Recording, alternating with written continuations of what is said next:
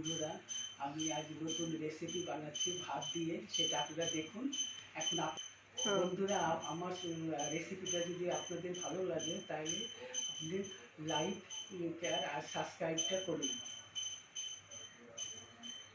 কারণ দেখুন,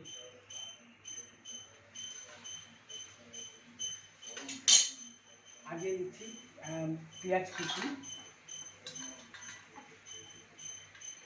তারপরে নিচ্ছি রসুন কুচি, তারপরে নিচ্ছি আদা কুচি, তারপরে নিচ্ছি কারি পাতা, তারপরে নিচ্ছি লঙ্কা কুচি, তারপরে নিচ্ছি ধনে পাতা,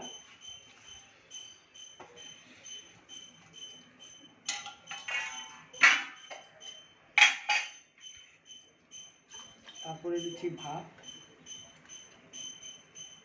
যেটা আমাদের মেন ইনগ্রিডিয়েন্টস।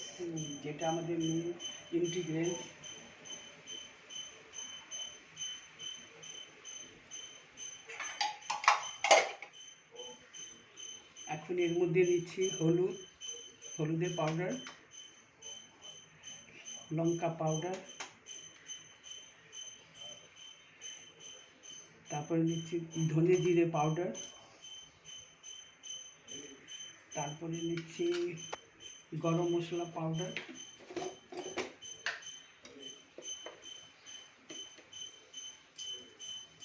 এই গরম মশলাটা ঘরেই বানানো। এই গরম মশলা বললাম, এই গরম মশলাটা ঘরেই বানানো হয়েছে। এখন নিচ্ছি হিং,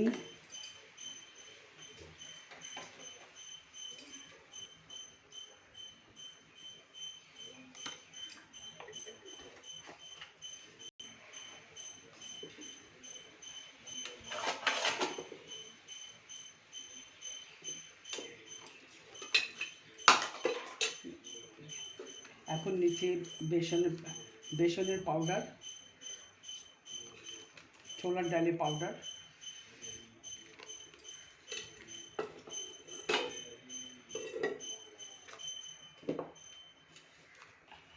এখন দিচ্ছি লবণ দিচ্ছি, স্বাদ অনুসারে লবণ দিচ্ছি। আপনাদের যেরকম লাগে সেরকম সেই হিসাবে আপনারা দেবেন।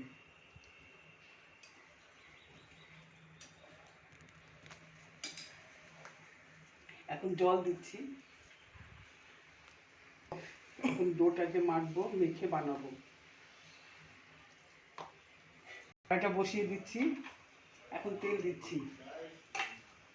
কোন তেল ইউজ করো? অত সময় সানফ্লাওয়ার তেল দিচ্ছি।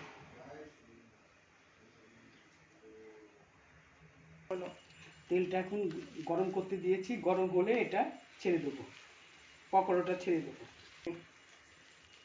এখন আমার ব্যাটারটা রেডি হয়ে গেছে।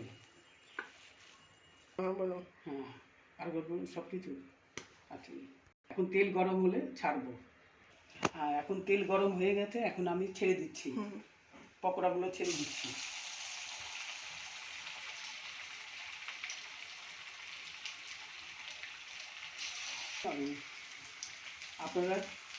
আপনাদের যেমন মনের হিসাবে মতো আপনারা ছাড়তে পারেন, যেমন খুশি করে ছাড়তে পারেন। কোনো শেপও দিতে পারেন, কাটলেটের মতো বানাতে পারেন, বা এরকম গোল মতো বানাতে পারেন।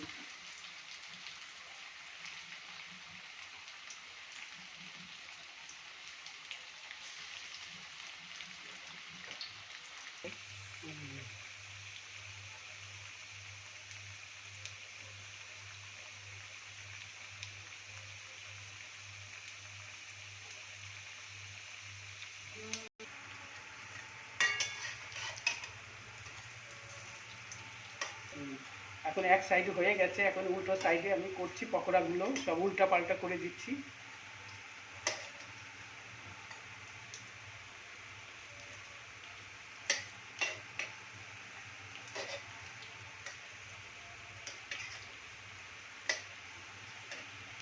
পকোড়াগুলোকে আপনারা লো ফ্লেমে আপনারা ভেজে নেবেন, কেননা ওটা আবার সেই হাই ফ্লেমে দিলে পরে ওটা পুড়ে যেতে পারে, আর ভেতরেও ভালো হবে না, কাঁচা থাকবে। আপনারা এরকমভাবেই করবেন। এখন পকোড়াটা আমার হয়ে গেছে, নামাচ্ছি।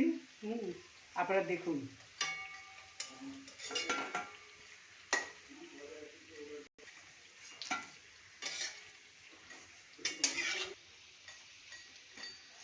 দেখুন, দেখতে পাচ্ছেন এটি দেখুন আপনারা একটু একটু আছে, তা একটু ভাজতে হবে, সেটা ভাজি, যেটা হয়ে গেছে সেটা নামাচ্ছি আমি।